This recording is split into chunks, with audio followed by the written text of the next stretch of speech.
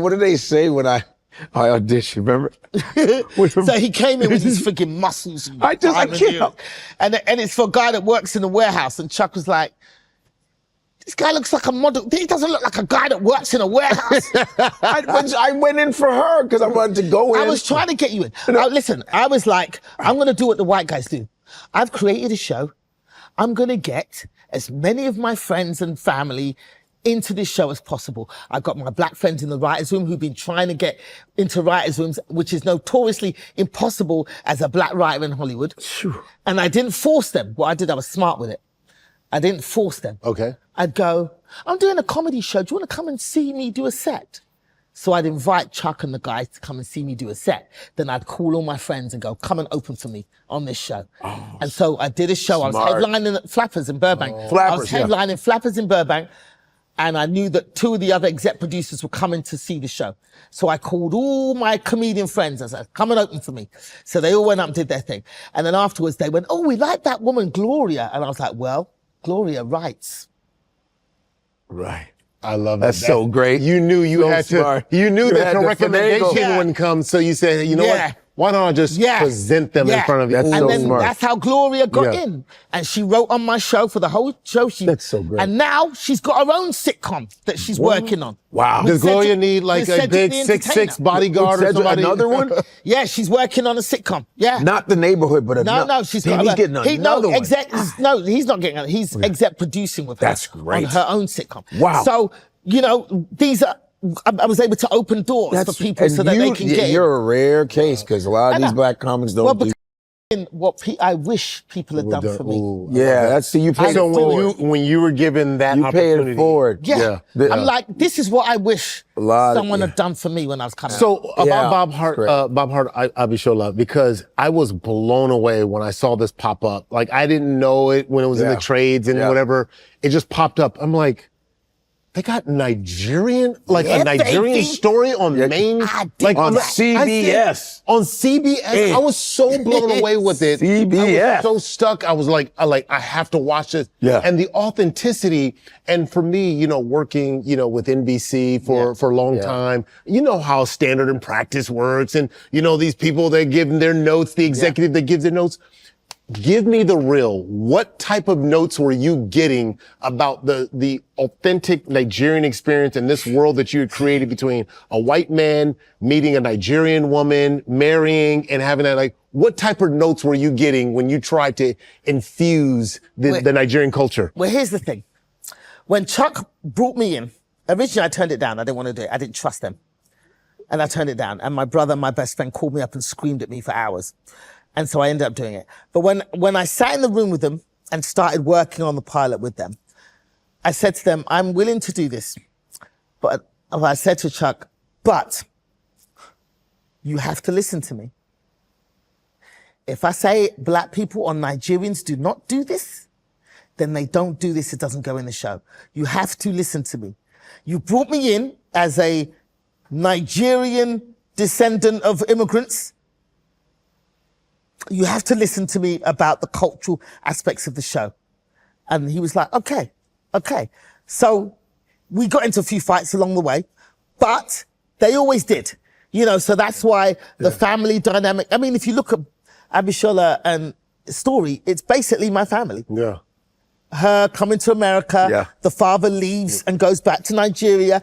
She is in America raising her son by herself, except the marrying the white guy part. My mom didn't do that. Yeah, right. But the story is basically my entire life story I infused into the show. So I said, you have to listen to me. The cultural aspects of it. You know, when you see these American shows where the black kid comes in and he puts his feet up on the couch with his shoes on, or he goes in the fridge and just opens the fridge and just takes out the drink, the whole bottle of orange juice and then puts his mouth on it and puts it back in. I said, that does not happen in Nigeria. No way. Would get bit. What? You're drinking? Go and drink water from the faucet. So I said, these kind of things, these are small things. Yeah. But these are massive things. Yes. So they listened. And so notes from the network. I was blessed to be working with Chuck Lorre. That's insane. The biggest Chuck Lorre. TV producer, 2.5 of course. Men. Big Bang Theory. Like, CBS would come and give little notes and Chuck would go, just do what you're doing. We never, They never really gave us, they'd give us tiny little notes, but we never listened to any of it. We just did what we did. Wow. And also I sneaked in a lot of political stuff into the show. Yeah.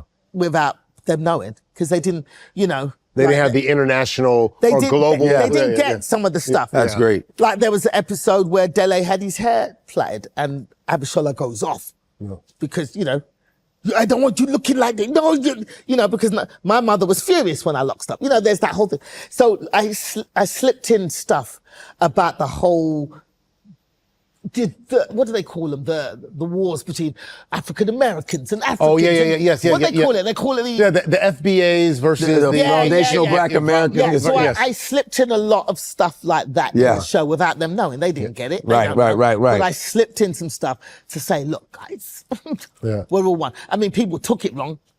Like there was one episode. This is the foundation of this episode. 154 is to bring all of us together because there was that murmur and it was just like, this stuff was manufactured in a lab somewhere. Yeah, exactly. This should not be a real thing. So I try to slip stuff in there to discuss it.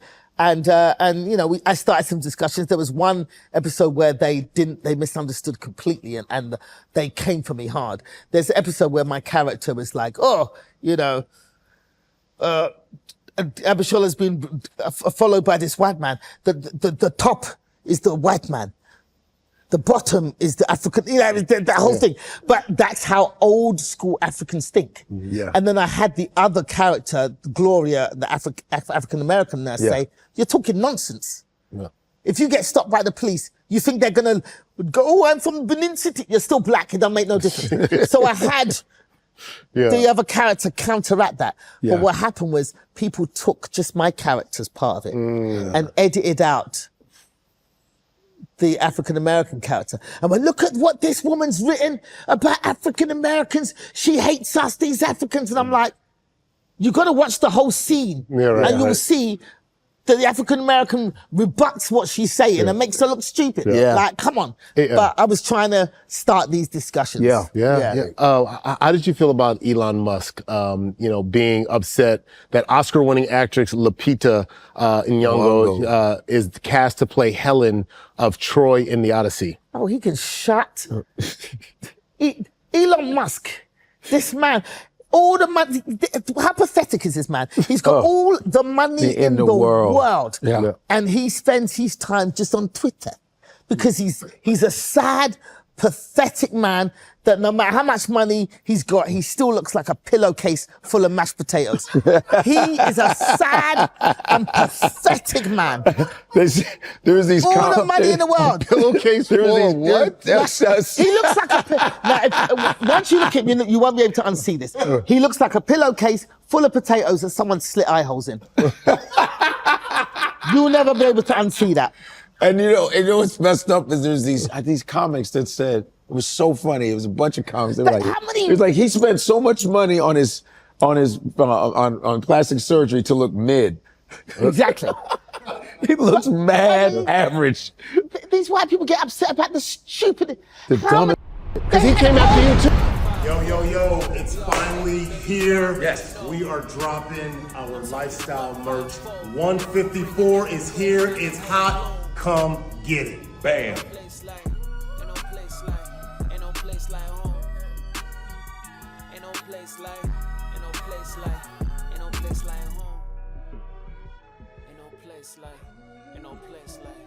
no place like home.